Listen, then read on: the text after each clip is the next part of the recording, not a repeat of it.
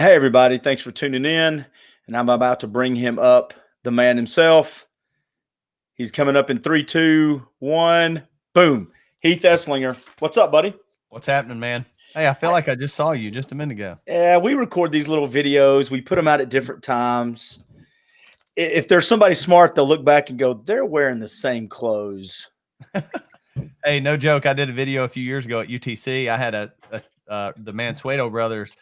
Rocco worked with me, and I allowed Rocco coach one team and Phil coached another team in a blue gold match. And they're twins. They look just alike. And I did a video with Rocco talking about his team, and then he changed clothes and said, "Hey, Phil Mansueto here," and talked about his team. Same person. It was awesome. No, you didn't. Yeah, it was great. That's one of my favorite stories you've told, man. That's killer. Hey, I want to talk to you a little bit. I got a specific topic, and I haven't done this in a while, but you own you're co-owner of a company called A Better Way Athletics, and we'll talk about that in a little bit. But I'm going to spend 60 seconds because I haven't done this in a while.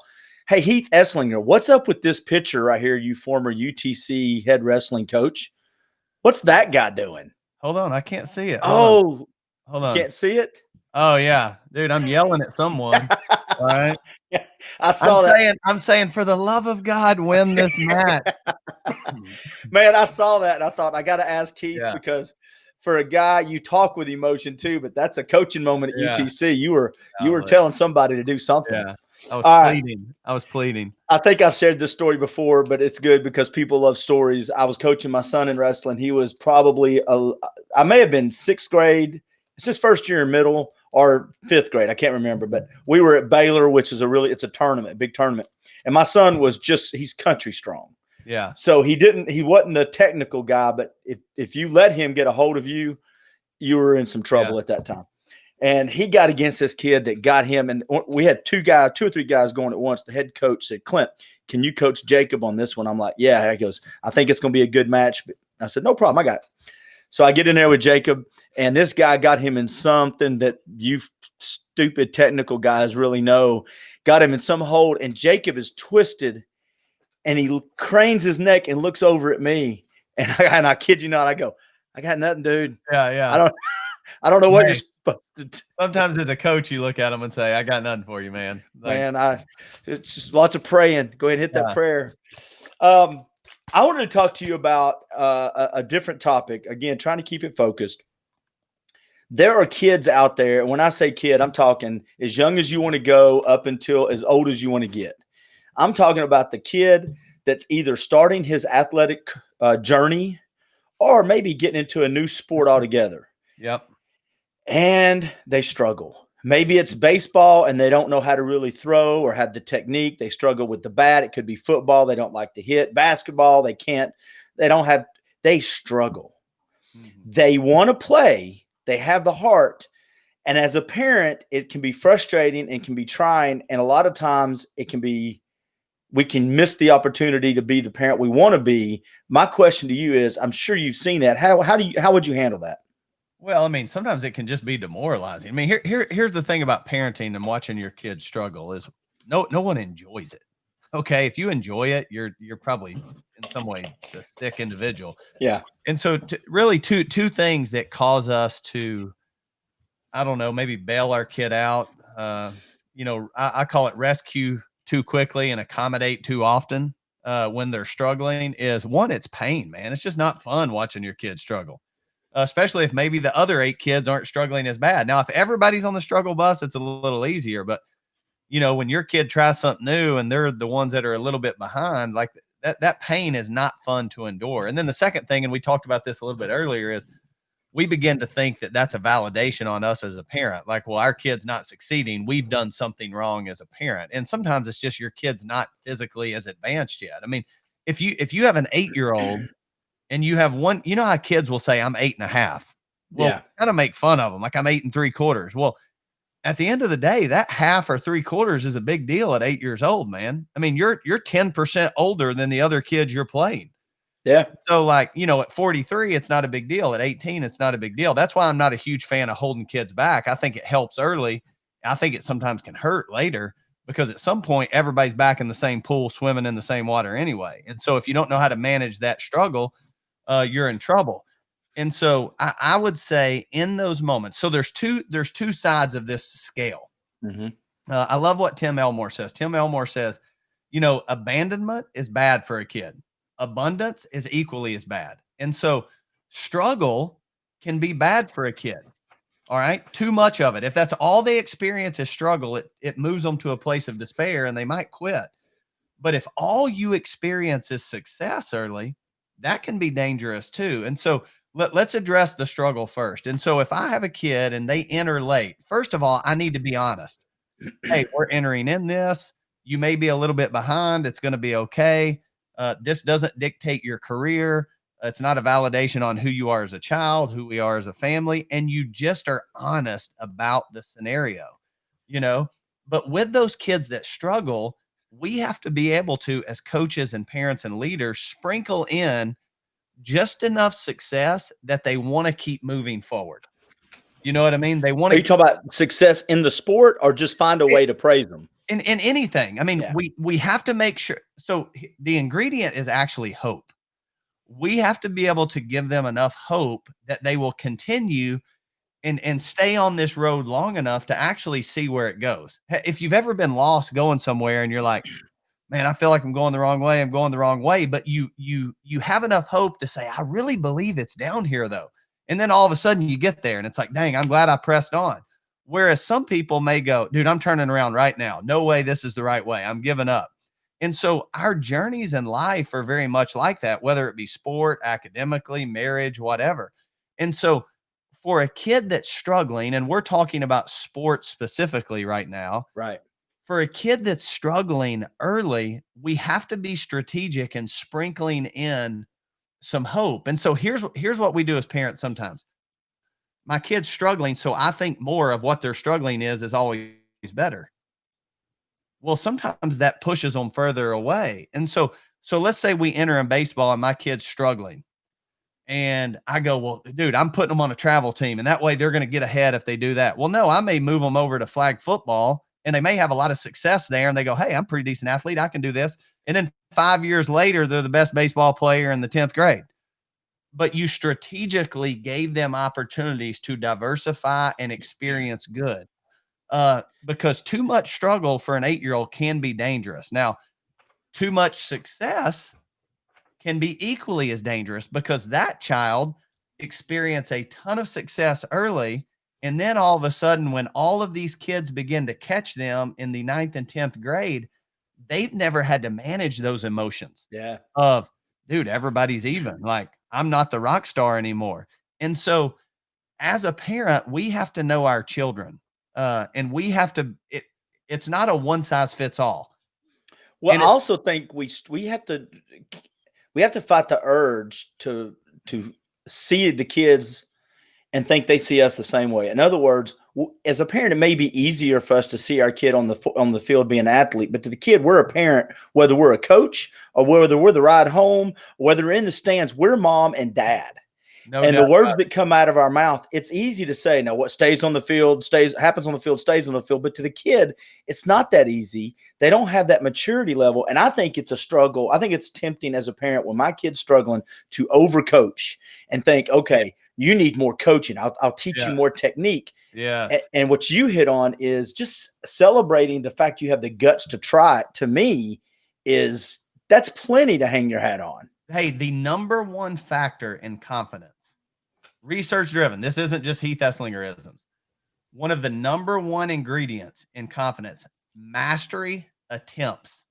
It's not mastery itself. It's mastery attempts. It's a person's willingness to say, I'll go for it. Hey, I have enough confidence. I don't know that I'll succeed, but I'm going for it. You know what I mean? Right. And all of a sudden, those people, they actually succeed quite often because they continue to go for it. And so, as a parent, I love what Tim Elmore says. I'm a huge Tim Elmore fan. I just emailed him to try to get him on a podcast with me. Tim Elmore's kind of a generational expert. He's out of Atlanta. He wrote The Habitudes, Generation IY, Generation Z, all these different books. But Tim Elmore said this: the further out I can see, the better decision I will make as a parent. So the further out I can see, the better decision I'll make as a parent. And so, like, when I realize, hey, they are struggling, but it's like this, it's this much of a struggle. Like, let's just let this thing play out. sometimes I think too, as well, Clint, is so you have a kid that enters sport or enters a realm of academics, and you have this burning passion for them to be successful there. But to be honest, they're just not that good. Yeah. And so what you do is you do everything in your power to make it work for them. Well, at some point, they're going to be out anyway. And so you just wasted tons of time, resources, energy. Thank God, Stephen Gale Eslinger in my life, I was a terrible baseball player. I mean, I was horrible. All right. Why are you laughing? But I wasn't very good. Well, they didn't try to get me good. They just kind of let the water find its way. Well, all of a sudden it ends up, I find this sport called wrestling. It changes the direction of my life. What if they would have got me just enough lessons to make the middle school team, to Yeah. then be cut in high school? Because at that point, it's the good guys anyway. I don't care how many lessons you've had. What if they would have done that thinking they were doing what was best for me, and then I miss what my lane really was? And so sometimes it's our effort is it's valiant in its ideology, but it's not useful. It's counterproductive. It's counterproductive. And, I think too, I'm sitting here listening to you tell me these things, and I'm thinking of scenarios with my own kids and with kids that I know, and even myself. There is something about praising the courage it takes. They say the definition of courage is being scared but going forward anyway. Yeah. That's a lot of childhood.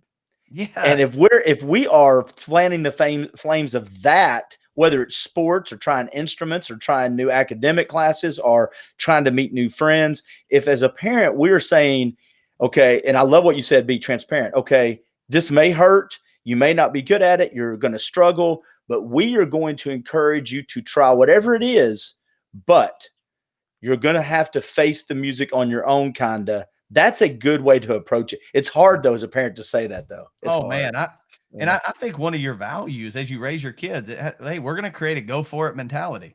Yeah. You know what I mean? Like it's not a what if I fail? I mean, being around those kind of people they're miserable. They won't make an attempt. Like give them enough flexibility and grace that hey, we may go for it and not succeed. My But we're daughter going to go for it. My daughter had the mentality before she tried volleyball. She goes, I'm not really good at it, so I want to practice to get good before I go out for the team. And I thought, okay, it was off season. I said, we can practice. I said, but you got to understand, you're never going to be good enough to make the team unless you go out for the team and know if you're good enough to make the team. And she has struggled. And then she was such a perfectionist, though, that by the time she went out, she was good enough to make the team. But that's a mindset that I have to spur her to go do it. My other son's like, hey, I wanted to let you know I went out for wrestling today. Yeah. Okay. Oh, and baseball. Okay.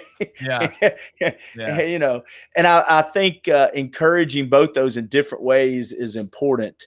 And as a parent, I don't know. There's a lot of things looking back. I think we miss the opportunity to be the parent we wanted to be when we started that journey. But it's little things like this that you say, I wish somebody was telling me when I had a 9-year-old or a 12-year-old.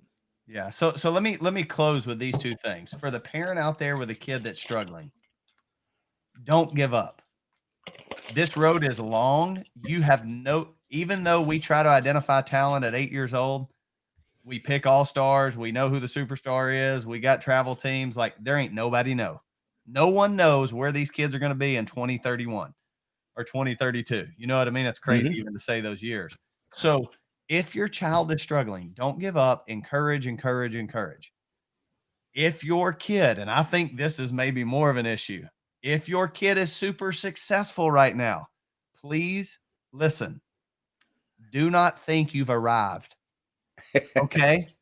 Do not think you've arrived. They are not a celebrity because they're a phenom at 9 years old. They are a kid, and they're going to get on the struggle bus at some point. So make sure that you're cultivating the things that get them ready to ride that struggle bus. It may be in high school they ride it for the first time. It may be in college they ride it for the first time. It may be in parenting where they ride it for the first time because they're just a phenom athlete. But at some point, that struggle bus will pick you up on this journey we call life. And if you don't know how to sit down and ride it, you are going to bow out of whatever you're doing. So I have a question real quick as we wrap it up, though. Yeah. The people that are super successful, the kids that's a 9 or 10-year-old and just a standout, a parent may be tempted to be overcritical because they know that. There's parents out there that go, look, he's good. He's not faced any adversity. How do I counteract? How do I build in some adversity? Or do you just sit back and let it take care of itself? All right, here's a great truth. Parents, you ready? People, humans in general, since Adam and Eve screwed it up a long time ago, here's what we don't have to do. We do not have to build in adversity. It's called LIFE. Here's what we have to do as parents. Allow it. You got to step back and allow it. Life will present your child with adversity. Life's going to present me with adversity. We don't have to go cultivate it and find it. The crap will hit the fan on its own. You know what I mean? But what we have to do is make sure when we're watching them walk into this situation where we're like, uh-oh, this is not going to be favorable for them. Here's what we have to do. We have to allow them to continue to walk into it, learn from it, and then move beyond it. Because if every time they walk into it and we see it coming, we grab their arm and we rescue them out, we are not helping them. We are hurting them. Good stuff. Tell everybody where to find out more content and where they can find out what you do for a living, sir. Man, so I work for FCA, the greatest sports organization and ministry on the face of the planet. I have a company called A Better Way Athletics. You can find us at abetterwayathletics.com. We have virtual training for parents, coaches, athletic directors. If you're a parent, you just want access to our stuff, go to our site, click on virtual training. You can purchase that even today. If you're a youth sport director, if you're a high school, middle school coach, and you want this parent education, even just for your team, or maybe you're an AD, you want it for a school, or maybe you're Dr. Brian Johnson in Hamilton County and you want this for the whole county because we see the value in it, we can provide that in any way, shape, or form. We are in so many organizations right now and excited about what's happening when it comes to parent education and coaching development. We believe this: leadership is about alignment. And there's two powerful influences in the life of our kids. One is the parent, the other is the coach. When we're in alignment, there's one person that benefits. It's the kid. And so I believe this: our kids are worth getting in alignment. Good stuff, Heath Eslinger. And I know you got to go be a dad at soccer and baseball games, dude. That's right. Go have a good day, buddy. Thanks, my friend. See you, man. Bye, everybody.